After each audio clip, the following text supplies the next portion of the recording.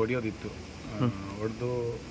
ಹೊಡೆದಾದ್ಮೇಲೆ ಅವ್ರು ಬೀಳ್ತಾರೆ. ಸೊ ಅದೇ ಲಾಸ್ಟ್ ಇರುತ್ತೆ. ಆಮೇಲೆ ಎಕ್ಸ್ಟ್ರಾ ಇನ್ನೂ ತುಂಬ ಜಾಸ್ತಿ ಡೀಟೇಲ್ ಆಗಿ ಬೆಳ್ತಂಗಡಿ ತಾಲೂಕನ್ನು ಬೆಚ್ಚಿ ಬೀಳಿಸಿದ ಗುರುವಾಯಿನಕೆರೆಯಲ್ಲಿ ನಡೆದ ಬಂಟ್ವಾಳದ ಪೆರ್ನ ನಿವಾಸಿ ಯತೀಶ್ ಗೌಡ ಕೊಲೆ ಪ್ರಕರಣವನ್ನು ಭೇದಿಸುವಲ್ಲಿ ಬೆಳ್ತಂಗಡಿ ಪೊಲೀಸರು ಯಶಸ್ವಿಯಾಗಿದ್ದಾರೆ.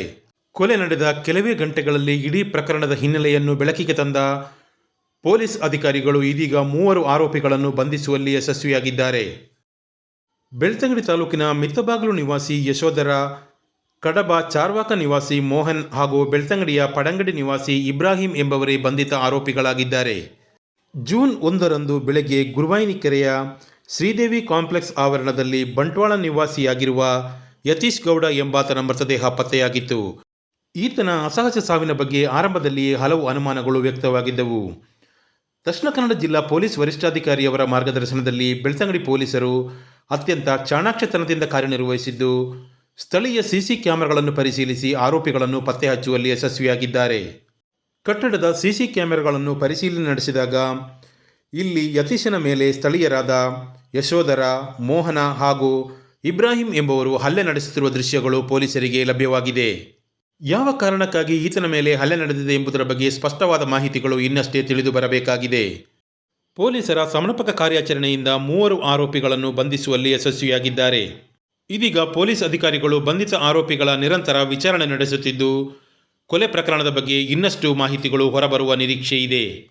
ಕೊಲೆ ಪ್ರಕರಣದ ಬಗ್ಗೆ ಸಮರ್ಪಕವಾದ ತನಿಖೆ ನಡೆಯಬೇಕು, ಆರೋಪಿಗಳಿಗೆ ಶಿಕ್ಷೆಯಾಗಬೇಕು ಎಂದು ಕೊಲೆಯಾದ ಯತೀಶ್ ಗೌಡನ ಸಹೋದರ ಒತ್ತಾಯಿಸುತ್ತಿದ್ದಾರೆ. ಯತೀಶ್ ಅವರು ವೆಲ್ಡಿಂಗ್ ಕೆಲಸ ಮಾಡ್ತಾಯಿದ್ರು.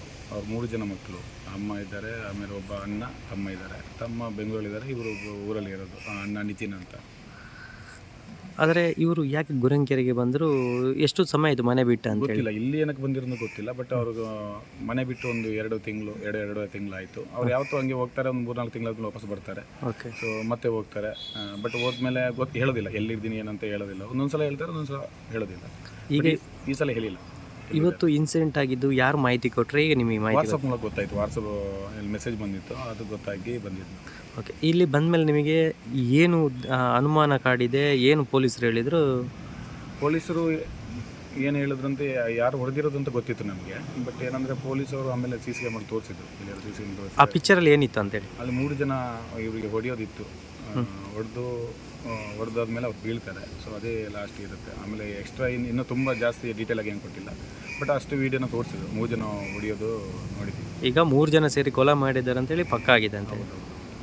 ಯಾರು ಅಂತೂ ಯಾವ ಉದ್ದೇಶಕ್ಕೆ ಹೊಡೆದ್ರು ಅಂತ ಏನಾದರೂ ಮಾಹಿತಿ ಉಂಟಾ? ಉದ್ದೇಶ ಏನಂತ ಗೊತ್ತಿಲ್ಲ. ಬಟ್ ಇಲ್ಲಿ ಹೇಳೋರ ಪ್ರಕಾರ ಅವರು ಕಲ್ಲ ಅಂತ ಅಂದ್ಕೊಂಡು ಹೊಡೆದಿದ್ದೀವಿ ಅಂತ ಅಂದ್ಕೊಂಡು. ಸೊ ಆ ಥರ ಹೇಳಿ. ಈಗ ಏನು ದೂರು ಕೊಟ್ಟಿದ್ದೀರಿ ಅಂತೇಳಿ? ಈಗ ನಾವು ಅದೇ ದೂರು ಕೊಟ್ಟು ಏನು ಕೊಟ್ಟಿದ್ದೀವಿ ಅಂದರೆ, ಹಲ್ಲೆ ಮಾಡಿ ಇದು ಕೊಲೆ ಮಾಡಿದ್ದಾರೆ ಅಂತ ದೂರು ಕೊಟ್ಟಿದ್ದೀವಿ. ಮುಂದಿನ ತನಿಖೆಗೆ ನಾವು ಕಂಪ್ಲೇಂಟ್ ಎಲ್ಲ ಕೊಟ್ಟಿದ್ದೀವಿ. ಈಗ ಈ ಒಂದು ಕೊಲೆ ಅಂತ ಹೇಳ್ತಿದ್ದಾರೆ ಪೊಲೀಸರು ಕೂಡ. ನಿಮ್ಮ ಮುಂದಿನ ತನಿಖೆ ಹೇಗಾಗಬೇಕು, ನ್ಯಾಯ ಹೇಗೆ ಸಿಗಬೇಕಂತ ಹೇಳಿ? ತನಿಖೆ ಆಗಬೇಕು. ಯಾಕೆ ಏನಕ್ಕೋಸ್ಕರ ಅವನ್ನ ಕೊಲೆ ಮಾಡಿದ್ರು ಅಂತ ನಮಗೆ ತನಿಖೆ ಆಗಬೇಕು. ಆಮೇಲೆ ನ್ಯಾಯ ಕೂಡ ಸಿಗಬೇಕು. ಸಿಗೋ ತನಕ ನಾವು ಬಿಡೋದಿಲ್ಲ. ನೋಡೋ ಇನ್ನು ಮುಂದೆ ಏನಾಗುತ್ತೆ ಅಂತ. ಇನ್ನು ಮಂಗಳೂರಿಗೆ ಇವಾಗ ಬಾಡಿನ ತಗೊಂಡು ಹೋಗ್ಬೇಕು ಪೋಸ್ಟ್ ಮಾಡಿ. ಈಗ 3 ಜನರನ್ನು ಏನಾದರೂ ಅರೆಸ್ಟ್ ಮಾಡಿದ್ದು ಏನಾದರೂ ಮಾಹಿತಿ ನಿಮಗೆ ಕೊಟ್ಟರೆ? ಏನಾದರೂ ಅರೆಸ್ಟ್ ಮಾಡಿದಾರಂತೆ ಅಂತ ಹೇಳಿದ್ದಾರೆ. ಅವರು ನಮ್ಗೆ ತೋರಿಸಿದ್ರು ಅರೆಸ್ಟ್ ಮಾಡಿರೋದನ್ನು 3 ಜನ. ಈಗ ಕೊಲೆ ಉದ್ದೇಶ ಏನಂತೇಳಿ ನಿಖರವಾಗಿ ತಿಳಿದಿಲ್ಲ. ಏನಂತ ನಿಖರ ಗೊತ್ತಿಲ್ಲ. ಓಕೆ. ನಿಮ್ಮ ಹೆಸರು? ಚೇತನ್ ಅಂತ.